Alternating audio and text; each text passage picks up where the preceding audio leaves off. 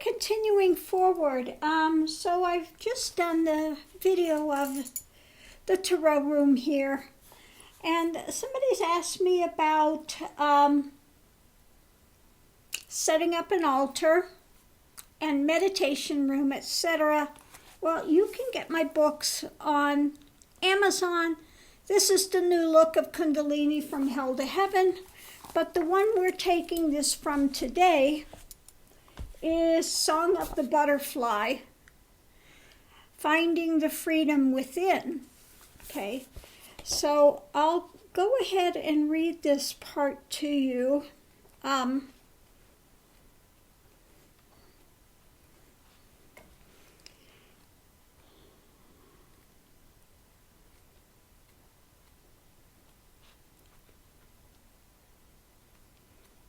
This has got so many different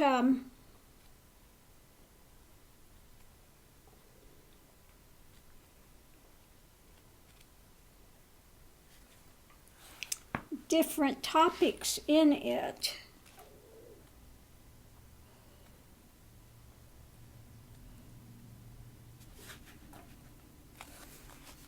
Don't know why in this book they did not put the numbers, so I'll read it in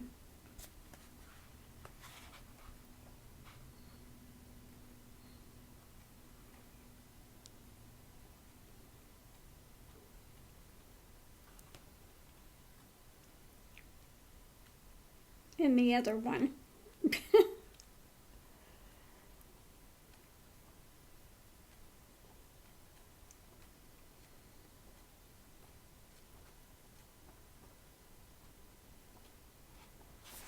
Okay. So it is on the personalized altar and ritual.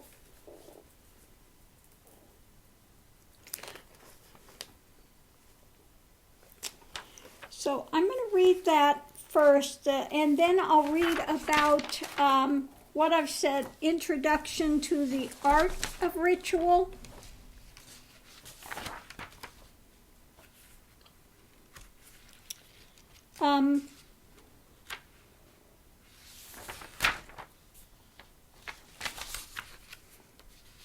Just things that have to do with this type of topic. I also have in this section, this is part 4, Changes in Consciousness, the Path Beyond I Am. And another thing I have in here is releasing the negative and pulling in the positive to aid balancing the emotions, okay? But we're going to get into, in this case, also, there's one about how to do contemplative meditation, but we're doing the art of ritual and setting up an altar, etc. Okay, so what is ritual? Why do we do it? How has it been used throughout the centuries? Why are colors, stones, music, and candles used? Are images needed, and why? All of these are important questions, and answers are surprisingly simple. Ritual's been used since the beginning of time. Cain and Abel used the altar to offer up the first fruits of their labors to God. The Christian Church uses ritual to prepare communion, and there is ritual in the taking of communion. Each ethnic tribe has developed and maintained ongoing rituals and ceremonies particular to their own traditions. There are ceremonies and rituals used every day that we participate in without a thought as to why. Look at the marriage ceremonies, and in Japan, the time-honored ritual of the tea ceremony. On a lighter note, we have the ritual of making the morning coffee. Now, I engage that ritual every morning. So ritual is what we do to set up a particular thought process. It's used to heighten your senses and your consciousness, to connect the outer and inner worlds. It's used to demonstrate an outer expression of an inner truth or revelation, thus keeping the inner processes on a more tangible level. The use of ritual sets up a circular process whereby the outer ritual connects you to the inner world. Then the inner world begins to manifest outwardly until even the most routine of jobs may be transformed into a meaningful ritual connecting the inner and outer realities. So, these things will work together. The inner, the outer, the outer, the inner, just to keep this flow going. So the stones, colors, music, and ritual are a focus to allow you to connect with your higher awareness, spirituality, and God. Never lose awareness that all energy, color, light, love, and manifestation ultimately come from God. Okay, so now we go on to the next section, personalized altar and ritual. The altar is as personal as you are. And as you move and progress towards higher awareness, don't be surprised at how your altar evolves and how your rituals seem to evolve and change. Use those items which have specific and special significance for you. Each item should remind you of a quality or a state which you wish to have or emulate. Ritual is an important part of obtaining and keeping on a spiritual path. Ritual is a very personal experience, so don't be afraid to experiment and see what works best for you. Tried and true methods are great and may be used alone or incorporated into your own ritual as you see fit. But do not discount your own wisdom to create the ritual that moves you towards a sense of connection with spirituality. Your ritual may be as fluid or as structured as you wish. You may even wish to experiment with dance or playing an instrument, such as a drum or a conch shell. Remember, use whatever has significance for you and have fun. Following is a partial list, just to give you an idea of what to look for in evaluating your sense of what you would like to use. Besides using this list to set up an altar, it may also be used to see what colors draw you to a spiritual feeling. Thus, use at least one item that you wear to keep in your mind centered on spirituality, love, or wisdom, etc. This method may also be used with jewelry such as colored stones, crystals, etc.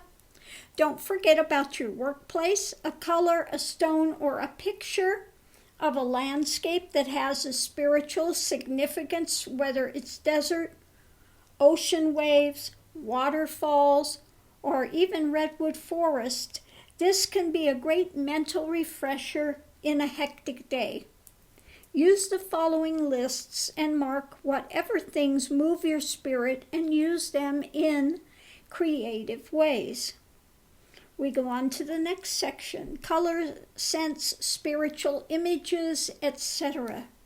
Remember always, for each of these lists, there are no right or wrong answers, as each is subjective depending on your reality. Answers may change as your reality changes. So colors. What color do you see as spiritual? What color do you see as grounding? What color do you see as pure love? What color do you see as total purity? What color do you see as energetic? What color do you see as healing? What color do you see as wisdom? What color do you see as protective? Now we know that people will say that the color of the heart chakra is green and so that's healing. Well, you may have a different definition for yourself. So again, this is based on your experience, your wisdom, your light, and the things that move you. Okay? So sense. This is a little more difficult. Scents may take a while to determine, so take them slowly. Try different incenses and essential oils to evaluate. When evaluating essential oils, don't smell too many in one session. Try the citrus scents for energy. But what scent do you see and feel as spiritually uplifting? What scent denotes to you pure love? What scent denotes to you purity? What scent makes you feel more energetic? What scent do you sense as healing? What scent puts you in a meditative state? Now again, these things may take a little while to discover and uncover. So take your time with it and just see how these affect you, because everyone is different. What feels meditative for me could be irritating for you. What feels uplifting to me could be depressing to you as far as scents are concerned. So find the ones that fit for your own personal journey.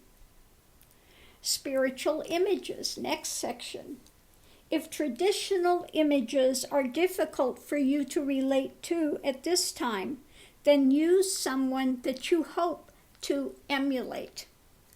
So we have, of course, Jesus, Yeshua, Mohammed, Krishna, Guan Yin, Buddha, Ganesh, Shiva, ascended masters. So just sit with it and see what is it you wish to connect with. What is the energy you wish to connect with? Now, as I've tried to say before, in Hinduism, you have an energy of Kali, you have the energy of Krishna. Each of these have different energetic signatures. So see what it is that you're working with and what energetic signature fits for you now. Okay. Next is settings and environments. So this could also go over not only from your spiritual altar, but to your meditation space. Okay? Your meditation space doesn't have to be large. It could be in your home. It could be out of doors. Okay? So again, this is another thing that is, it's what moves you. So let's look at these. Note, if one or more of these environments evoke a feeling of peace and spiritual harmony, either visit there to do ritual work and meditation, or put up a picture near your altar to put you in the mood, okay? Or you can decorate. If it's desert, You can incorporate desert type things into your environment to evoke that feeling. If that is what takes you to a still, calm place, to a meditative place.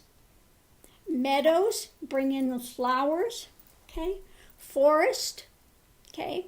Use a lot of greens, a lot of like bark colors, green colors, etc. Ocean, clear sky, clouds.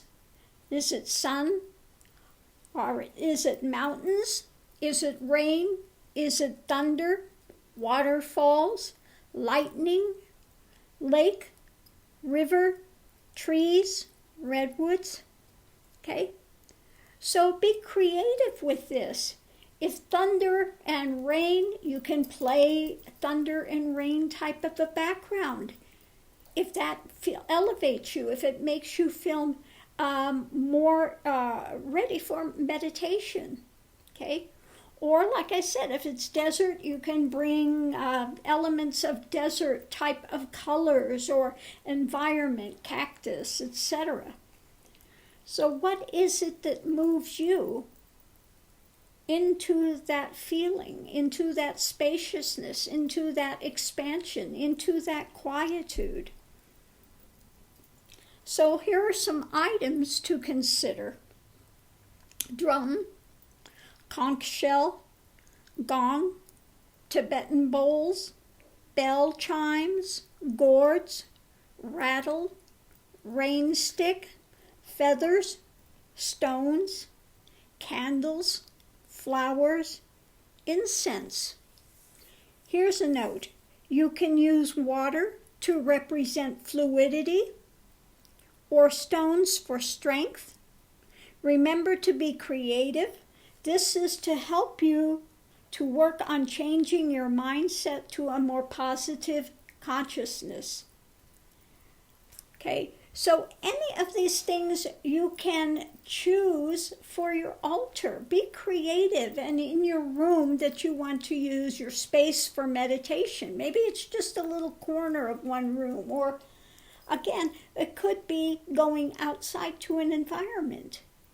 There is no hard, set, fast rule on making your altar or a place for meditation.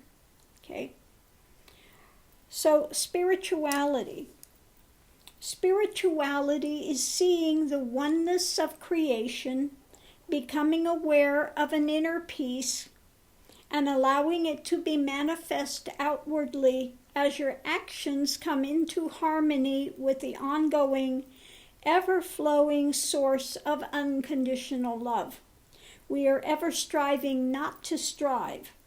Learn to step back and go with the flow instead of trying to swim upstream. Experience the endless possibilities of life. Enjoy, sit back, and allow others to experience their realities and lives and enjoy the differences. Okay? So I hope this has helped you. All of these things are things of connection. And these connections may change along the way.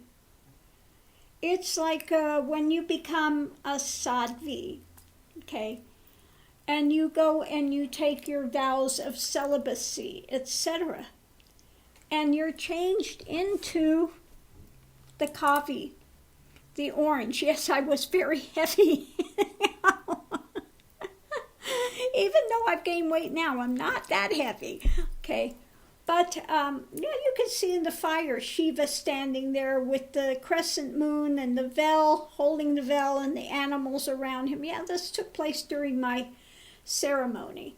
But the point I want to make is about wearing the kavi or the orange. The orange color. The orange represents the burning up of these things, okay? So this wearing the kavi is a point of remembrance, keeping you in that framework. So this is why I said as well, what represents spirituality to you, healing, whatever those colors are, you can incorporate it into your clothes to keep that mindset going, to keep that energetic signature going. They're reminders, okay? They're reminders of where your focus is, where you wish your focus to be, okay? It may change from day to day, okay? So again, these are external aids to work with keeping an energetic signature in place, okay? And it is as individual as you are. Nobody can tell you, you can go into, again, religious persuasions, and they'll have different rituals and things for you to follow.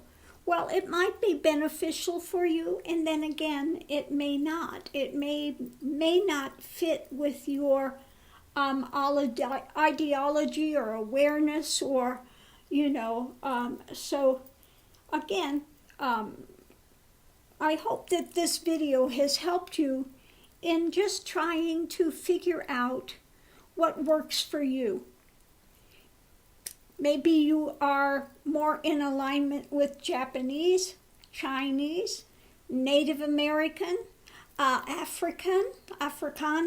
Maybe it is, it doesn't matter what it is, which framework works for you, okay? It's what moves your being. It's what expands you, gives you this sense of expansion, gives you a sense of calmness, okay? Gives you a sense of awareness. So use all of these things, images, candles, stones, water, whatever it is, to bring you into an energetic awareness that continues to keep your focus, that you can continue to surrender within throughout your journey, okay? And again, don't be surprised if these things shift and change the further you go. Okay, it may start out one thing, but continue to elevate and go through shifts along the way. Okay, so thank you for your question. I hope this has answered it a bit and hasn't made it more confusing. But thank you for tuning in, Love and Light. See you online.